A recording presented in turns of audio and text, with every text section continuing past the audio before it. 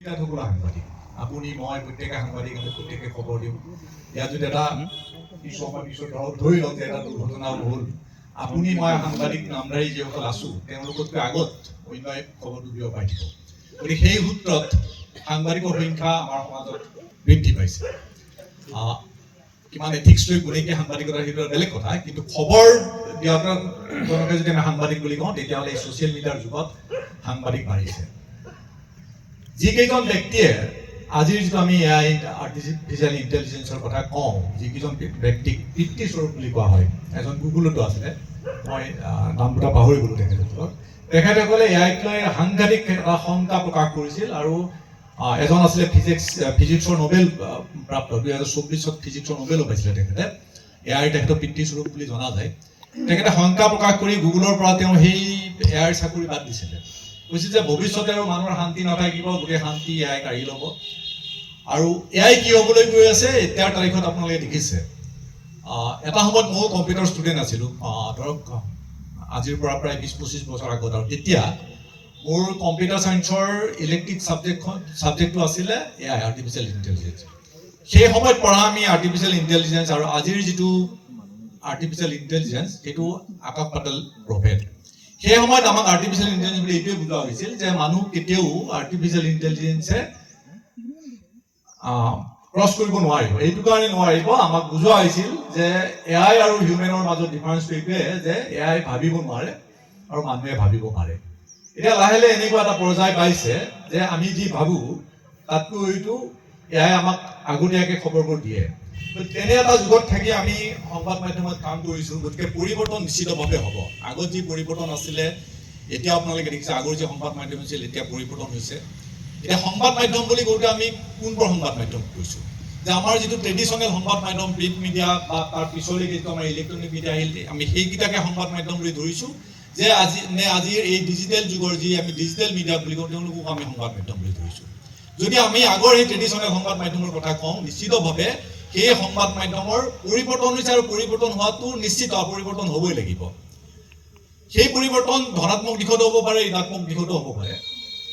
প্ৰথম কথা যে এআই নাইবা ছ'চিয়েল মিডিয়াই আমাৰ সংবাদ মাধ্যমত আহি থকা দিনবোৰত যিটো পৰিৱৰ্তন কৰিব বা আমি যিটো শংকা প্ৰকাশ কৰোঁ আমি সাধাৰণতে আমি ভাৰতীয়সকলে নতুন প্ৰযুক্তি এটা অহাৰ লগে লগে আমাৰ সংখ্যাটো বেছি হয় এটা সময়ত যেতিয়া খুব সম্ভৱ 2000 ৰাজীৱ গান্ধীৰ সময়ত 2014 চন মানত হ'ব হয়তো যেতিয়া ৰাজীৱ গান্ধীয়ে নিউ কম্পিউটাৰ পলিচি আনিছিলে তেতিয়া আজিৰ যি বিজেপি বা সেই সময়ৰ যি বাওঁপন্থী যিসকল দল আছিলে সেইসমূহে ভাৰত বন্ধৰ দৰে কাৰ্যসূচী লৈছিল প্ৰতিবাদ কৰিছিল যে কম্পিউটাৰ কোনো কাৰণত হ'ব নালাগে কাৰণ চাকৰি শেষ হ'ব চাকৰি নিশেষ হ'ব গতিকে তেনেকুৱা এটা প্ৰতিবাদ সেই সময়ত হৈছিল আৰু আজিৰ তাৰিখত আমি কি দেখিছোঁ সেয়া আপোনালোক বুজাই পোৱাৰ দৰকাৰ নাই যে কম্পিউটাৰে আমাৰ চাকৰি খালে নে কম্পিউটাৰ আমাক নতুনকৈ চাকৰি বা এখন ক্ষেত্ৰ বঢ়াই দিছে গতিকে এআইৰ ক্ষেত্ৰত বা ছ'চিয়েল মিডিয়াৰ ক্ষেত্ৰতো আমি ঠিক তেনেকুৱা ধনাত্মক দিশত আমি ভাবি ল'ব লাগিব যে এআই বা ছ'চিয়েল মিডিয়াই আমাৰ সংবাদ মাধ্যমৰ ৰূপ পৰিৱৰ্তন হ'ব পাৰে আগৰ যিটো লিখা মাধ্যমটো আছিলে আমি কাগজত লিখিছিলোঁ আজি এয়া ডিজিটেল মাধ্যমলৈকে পৰিৱৰ্তন হৈছে 2005 চনৰ পৰা 2026 চনলৈ আমেৰিকাৰ দৰে দেশত প্ৰায় 3000তকৈ বেছি সংখ্যক খবৰ কাকত বন্ধ হৈছে আৰু বন্ধ হোৱাৰ অৰ্থটো এইটোৱে নহয় যে তেওঁলোকে আগৰ যিটো প্ৰিণ্ট ভাৰ্চন আছিলে সেইটো তেওঁলোকে পৰিৱৰ্তন হৈছে বহু ক্ষেত্ৰত একেবাৰে কিছুমান চাটন সেইটো বেলেগ কথা কিন্তু বহু ক্ষেত্ৰত পৰিৱৰ্তন হৈছে যে ডিজিটেললৈকে তেওঁলোকে আহিছে আজিৰ তাৰিখত আপোনাৰ যিমানবোৰ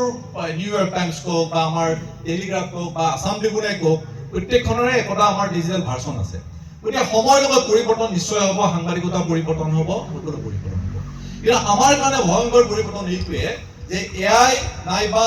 ছ'চিয়েল মিডিয়াই সাংবাদিকতাৰ চাকৰিও খাব নোৱাৰে সাংবাদিক বৃত্তিটোও ধ্বংস কৰিব নোৱাৰে সাংবাদিকতা সদায় চলি থাকিব কিন্তু যদি কিবা কাৰণত সাংবাদিকতাৰ যদি ধ্বংস হ'ব লগা হয় বা আজিৰ তাৰিখত যে আমি সাংবাদিকতাক লৈ আমি প্ৰশ্ন কৰোঁ সেইটো হ'ল ৰাজনৈতিক প্ৰভাৱ সাংবাদিকতা যদি অদূৰ ভৱিষ্যতে যদি ধ্বংস হয় বা আমি যিটো সাংবাদিকতা বুলি কওঁ সাংবাদিকতা যদি নাথাকে সেইটো হ'ব কেৱল আৰু কেৱল মাথো ৰাজনৈতিক প্ৰভাৱৰ কাৰণে অৰ্থাৎ ৰাজনৈতিক প্ৰভাৱমুক্ত হৈ যদি থাকিব পাৰোঁ তেতিয়া সাংবাদিকতা বাচিব আৰু এই যে আমি কৈছোঁ যে ছ'চিয়েল মিডিয়াৰ প্ৰতি এতিয়া মানুহৰ ধাউতি বাঢ়িছে মানুহে খবৰ এতিয়া মোবাইলত বিচাৰে আজিৰ তাৰিখত টিভিও মানুহে নাচায় বহু মানুহৰ টিভিত 3-4 বছৰ হয়তো কোনোবাই ৰিচাৰ্জে কৰা নাই টিভি পৰি আছে কিন্তু তাৰ মানে এইটো নহয় যে আগত মানুহে যিমান খবৰ পাইছিল আজিৰ তাৰিখত নাপায় তেনেকুৱা নহয় অন্তত আজিৰ তাৰিখত মোৰ বিশ্বাস আজিৰ তাৰিখত এজন সাধাৰণ ল'ৰাৰ হাততো সকলোবোৰ খবৰ থাকে ডিটেইলছ নাথাকিলেও তেওঁলোকে খবৰখিনি পায় ক'ত কি হ'ল ক'ত কি নহ'ল সাধাৰণভাৱে খবৰ পায় খবৰটো পায় এই কাৰণে যে মোবাইলত তেওঁলোকে খবৰটো তৎক্ষণাত তুলি ল'ব পাৰে অৰ্থাৎ এই যে আগৰ যিটো ব্যৱস্থা আছিলে সেই ব্যৱস্থাটোৰ পৰা ফালৰি কাটি মানুহে মোবাইলত ধাউতি পাৰিছে বা ডিজিটেল মাধ্যমলৈ আহিছে এই অহাৰ কাৰণটো হৈছে কি যে আমি যিটো মাধ্যমত আছো আমি প্ৰিণ্ট মাধ্যম কথাখিনি আমাৰ যিহেতু গোটেইখিনি সাংবাদিক বন্ধু গতিকে কিছু হয়তো আপোনালোক বেয়া পোৱা হ'ব পাৰে কথাখিনি মই তথাপিতো আমাৰ নগ্ন সত্যখিনি মই ক'ব বিচাৰিছো যে এই যে মানুহ ধাউতিটো যে অন্যফালে যে গুচি গ'ল এই কাৰণে যে আমি যে ৰাখিব পৰা নাই আজি খবৰ কাগজ আমি নপঢ়ে বুলি আমি দোষাৰোপ কৰোঁ আমাৰ নতুন চামক আমি কওঁ যে খবৰ কাগজ নপঢ়ে বা আমাৰ শিক্ষিত চামক খবৰ কাগজ আমি নপঢ়ে বুলি কওঁ নপঢ়াৰ কাৰণটো এইটোৱে যে আমি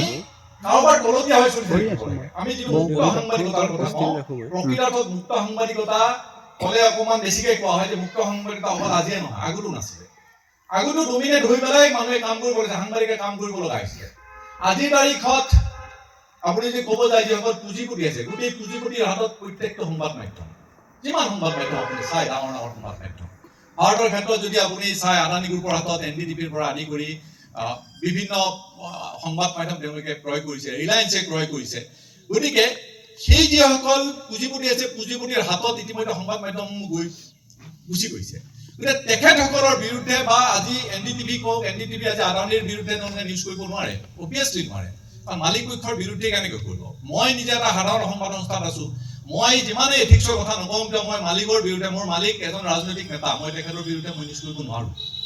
এইটো মোৰ লিমিটেশ্যন প্ৰত্যেকৰ আমাৰ লিমিটেশ্যন আছে কিন্তু আজিৰ যিটো মিডিয়া আজিৰ যিটো ডিজিটেল যুগ আজি যেতিয়া আপুনি এআইৰ কথা কৈছে আজি ছ'চিয়েল মিডিয়া কৈছে ছ'চিয়েল মিডিয়াৰ বহু নিগেটিভ গুণ আছে বহু নিগেটিভ আপুনি হাজাৰটা নিগেটিভ কথা ক'ব পাৰে কিন্তু আজিৰ তাৰিখত যদি সঁচা কথা ওলাই কোনোবা হ'লেও এই ছ'চিয়েল মিডিয়াৰ জৰিয়তে প্ৰকাশ কৰে এটা মই সত্য কথা আপোনালোকক কৈ থওঁ এই যে আমি চিণ্ডিকেট যে গৈ থাকোঁ এই বিষয়টোৰ লগত প্ৰাসংগিক আছে কাৰণে মই কৈছোঁ এতিয়া বহুদিন হয়তো শুনিছে আপোনালোকে খবৰ কাগজ বা টিভিত আপোনালোকে চিণ্ডিকেটৰ কথা বৰ বেছি নুশুনে কয়লাৰ চিণ্ডিকেটৰ কথা নুশুনে গৰুৰ চিণ্ডিকেট কণীৰ চিণ্ডিকেট এইবোৰ কথা আপোনালোকে খবৰটো নাপায় টিভিটো নাপায় তাৰমানে চিণ্ডিকেট বন্ধ হৈছে আমি যি সাধাৰণ মানুহ বুজো যে চিণ্ডিকেট তাৰমানে বন্ধ হৈছে বন্ধ হোৱা নাই আচল সত্যটো কি জানে অসমত কোনো এটা চিণ্ডিকেটে সংবাদ মাধ্যমক নজনাকৈ চিণ্ডিকেট চলাব নোৱাৰে যদি চিণ্ডিকেট আজিৰ তাৰিখত যদি আপুনি চিণ্ডিকেটৰ কথা শুনা নাই তেতিয়াহ'লে সংবাদ মাধ্যমৰ লগত তেখেতসকলৰ বুজা পৰাটো ঠিকেই আছে আটাইতকৈ ডাঙৰ কথাটো এইটোৱে আজিও যদি আপোনালোকৰ মাজৰো যদি কোনোবাই গৈ গভৰ্ণমেণ্টখনৰ কোনোবা প্ৰভাৱশালী মন্ত্ৰীক যদি লগ কৰে যদি কয় যে মই বঙাইগাঁৱত এই ধৰণৰ কাম এটা কৰিব বিচাৰিছোঁ অৰ্থাৎ চিণ্ডিকেট এটা কৰিব খুজিছোঁ প্ৰথম কথাটো তেখেতসকলে একো গ্ৰীণ ছিগনেল নিদিয়ে গ্ৰীণ ছিগনেলটো ক'ব যে প্ৰথম আপোনালোকে সংবাদ মাধ্যমৰ লগত কথা পাতক মই নিজৰ অভিজ্ঞতাৰ পৰা কৈছোঁ মই এইবোৰ মিছা কথা কোৱা নাই গুৱাহাটীৰ হাউচবোৰত থাকিলে আপোনালোকে গম পাব এডিটৰ মালিকবোৰক গৈ পেলাই লগ কৰে যে আমি এনেকৈ অহা মাহৰ পৰা অমুক আমি কৰিব বিচাৰিছোঁ গতিকে আপোনালোকে থাকিব আৰু আমাৰ লগত এই যে থাকিব বা এই যে বুজাপৰাটো চলে বুজাপৰাটো যিমান দিনলৈকে ভালে থাকে সিমান দিনলৈকে সংবাদ মাধ্যমে চিণ্ডিকেটৰ কথা নকয় আৰু চিণ্ডিকেট নাই সাধাৰণ ৰাইজে বুজি পায় যে চিণ্ডিকেট নাই কিন্তু চিণ্ডিকেট আছে এই চিণ্ডিকেটৰ কথাবোৰ ওলাই ক'ত এই ছ'চিয়েল মিডিয়াত ওলাই ডিজিটেল মাধ্যমত ওলাই কাৰণ মুখবোৰ কাৰো বন্ধ কৰি দিব নোৱাৰে মানুহৰ যিবোৰ ক'ব লগা কথা আগত প্ৰত্যেকজন ব্যক্তি শিক্ষিত ব্যক্তিয়ে বিচাৰিছিলে যে সংবাদ মাধ্যমে কিবা এটা কওঁ কিন্তু যেতিয়া সংবাদ মাধ্যমে ক'ব নোৱাৰে তেতিয়া মানুহবোৰে নিজে লিখা কৰিলে এখন প্লেটফৰ্ম দিছে প্ৰত্যেককে সাংবাদিক হোৱাৰ এটা ডিজিটেল মাধ্যমে সুবিধা দিছে ছ'চিয়েল মিডিয়াই কওক বা ইয়াৰ যুগতে কওক এটা সুবিধা দিছে আৰু সেই সুবিধাটোৰ সকলোৱে এতিয়া প্ৰয়োগ কৰে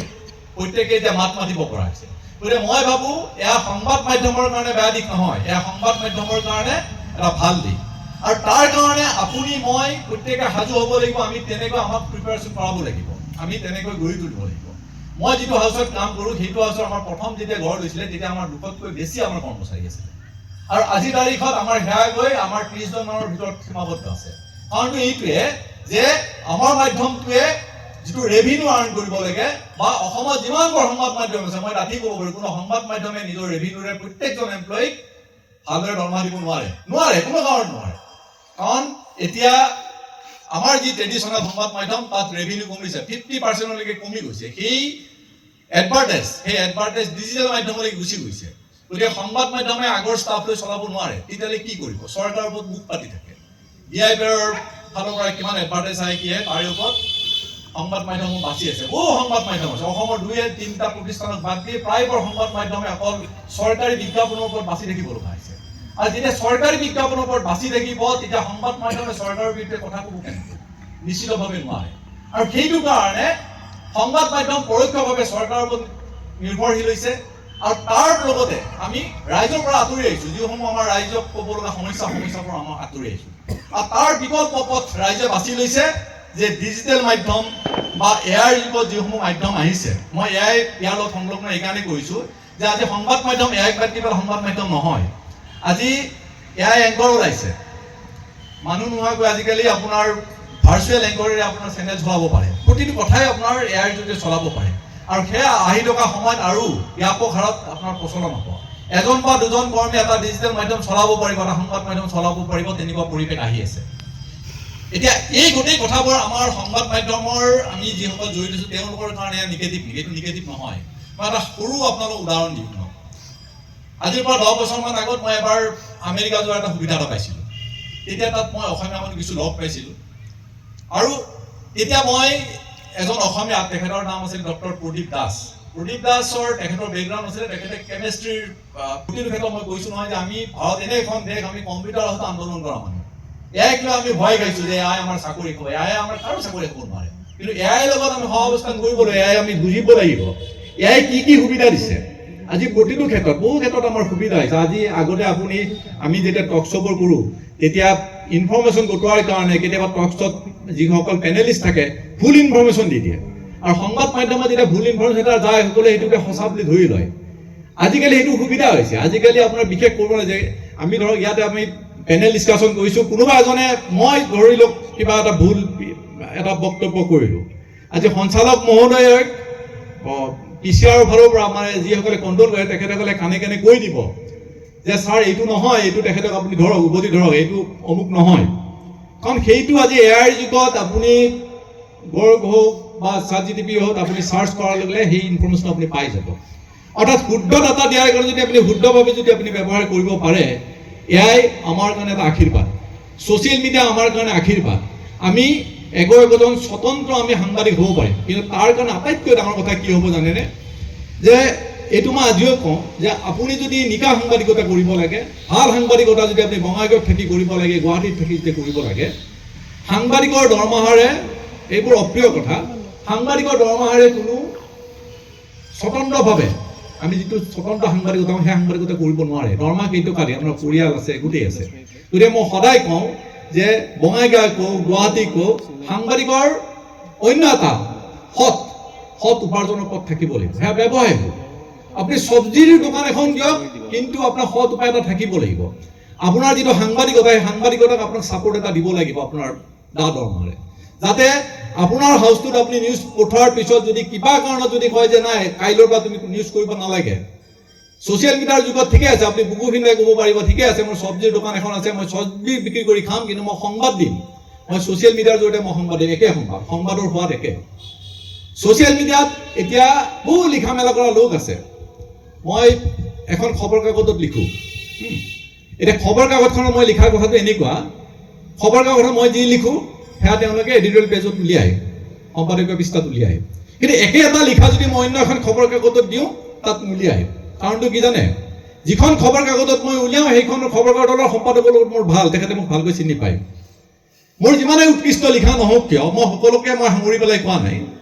যিমানেই উৎকৃষ্ট লিখা নহওক কিয় অন্য খবৰ কাকতে নুলিয়াই। আপোনালোকৰ ইয়াত বহু বিদগ্ধ লোক আছে, বহু ভাল লেখা আছে, বহু ভাল লেখক আছে, বহু অধ্যয়নশীল ব্যক্তি আছে। পঠাই চাবচোন আপোনালোকে লেখা। আপোনাৰ মুখখন যদি চিনাকি নহয়, সেই লেখা খবৰ কাকতত নোলায়, সম্পাদকীয় পৃষ্ঠাত নোলায়। কিন্তু আপুনি দেখিব যে বহু নিম্ন মানদণ্ডৰ লেখা সংবাদ মাধ্যম সদায় প্ৰকাশ হৈছে সম্পাদকীয় পৃষ্ঠাত। আৰু সেই যিটো আপোনালোকৰ প্ৰতিভা, সেই প্ৰতিভাটো যে বিকাশৰ যে হেঙাৰ হৈ আছিল, কোনোবা এজন সম্পাদক, কোনোবা এখন খবৰ কাকত, সেই বস্তুটো আজিৰ তাৰিখত ছ'চিয়েল মিডিয়াই কিন্তু নোহোৱা কৰিছে। আপুনি ছ'চিয়েল মিডিয়াত যদি আপোনাৰ নিজৰ ফেচবুক পেজে হওক বা অন্যতে হওক আপুনি ভাল লেখা এটা লিখে, সেইটোও মানুহক প্ৰভাৱ কৰিব পাৰে। আপুনি ইয়াৰ পৰা সাংবাদিকতা কৰি যিমানখিনি লোকক প্ৰভাৱিত কৰি থকা বুলি ভাবিছে, তাতকৈ আপোনাৰ ছ'চিয়েল মিডিয়াৰ এটা ভাল লেখাই আপোনাক বহু আগবঢ়াই নিব পাৰে। গতিকে মই ভাবোঁ যে আহি থকা দিনবোৰ যদি আমি চেলেঞ্জ গ্ৰহণ কৰিব পাৰোঁ, আমি ছ'চিয়েল মিডিয়া হওক বা আজি এই ডিজিটেল যুগত যদি নিজক খাপ খুৱাই যদি আগবাঢ়িব পাৰোঁ, আমাৰ কাৰণে ভাল দিন আহি আছে। আমি স্বতন্ত্ৰ সাংবাদিক হৈ আমি বুকু পিন্ধাই আমি সাংবাদিকতা কৰিব পাৰিম। আমি কোনটো চেনেলৰ সাংবাদিক তেতিয়া চিনাকি দিব নালাগে। কোনোবা চৰকাৰী পক্ষৰ আমাৰ বহুতৰ যেতিয়া ক্লাছিফিকেশ্যন কৰে যে এইটো চৰকাৰী পক্ষৰ সাংবাদিক, এইটো অমুক সাংবাদিক, তেতিয়া আপুনি এজন স্বতন্ত্ৰ সাংবাদিক হৈ ৰাইজৰ কথা ক'ব পাৰিব, মনৰ কথা ক'ব পাৰিব। গতিকে আমাৰ কাৰণে আহি থকা দিনকেইটাত AI আৰু ছ'চিয়েল মিডিয়া আমাৰ কাৰণে আশীৰ্বাদ। যিসকলে সৎ সাংবাদিকতা কৰিম বুলি ভাবিছে তাৰ সমান্তৰালভাৱে মই আজি কৈ থওঁ যে প্ৰত্যেকেই কিন্তু এই সাংবাদিকতাৰ সমান্তৰালভাৱে এটা সৎ প্ৰথা, এটা সৎ ইনকামৰ প্ৰথা কিন্তু উলিয়াই থ'ব, তেতিয়া সাংবাদিকতা বাচি থাকিব। অফিচৰ পৰা আপোনালোক কেইটামান দৰমহা দিব, সেই দৰমহাৰে আপুনি পৰিয়ালো চলাব নোৱাৰে, আপুনি সন্তানকো ভৰণ পোষণ দিব নোৱাৰে। গতিকে সৎ পথত বুকু পিন্ধাই চলিবৰ কাৰণে আপোনাৰ সৎ উপাৰ্জন এটা লাগিব। সেই উপাৰ্জন কোনো কাৰণত ব্লেকমেইলিং হ'ব নোৱাৰে। মই কৈছোঁ আপোনালোকে দৰকাৰ টিউশ্যন কৰক, কোনোবাই দৰকাৰ পাৰে যদি দোকান দিয়ক, কোনোবাই অন্য ব্যৱসায় কৰক, গাড়ী ব্যৱসায় কৰক, ধেৰ ব্যৱসায় আছে। ঠিকাটো বুলিয়ে কৰক, মই এইটো কওঁ ঠিকাটো বুলিয়ে কৰক, কাৰণ ঠিকাটো এটা লিগেল বিজনেছ। আপোনাৰ GST দিয়ে, যিসকলে ঠিকা কৰে তেওঁলোকে GST দিয়ে, চব দিয়ে। গতিকে ঠিকা কৰা মানে বেয়া হ'ব নোৱাৰে। যদি নিয়মত থাকি ঠিকা কৰে তথাপি ঠিকা হ'লেও কৰক, কিন্তু সৎ উপাৰ্জন আপোনালোক লাগিব সাংবাদিকতা হৈ থকাৰ কাৰণে। আৰু এই যিটো সময় আহি আছে, এই সময়টো সাংঘাতিক চেলেঞ্জৰ সময়। আপুনি নিজক আপডেট হ'ব লাগিব। মই যেনেকৈ আমেৰিকাৰ প্ৰদীপ দাসৰ কথা ক'লোঁ যে 70 বছৰ বয়সত নিজক আপডেট কৰি লৈছে, আমি আমাৰ বয়সত আমি AI বা অন্যান্য আমাৰ যিসমূহ ছ'চিয়েল মিডিয়া আমি তাৰ লগত খাপ খোৱাকৈ আমি আপডেট হ'ব লাগিব। আৰু এই বৃত্তিটো আমাৰ সদায় থাকিব লাগিব।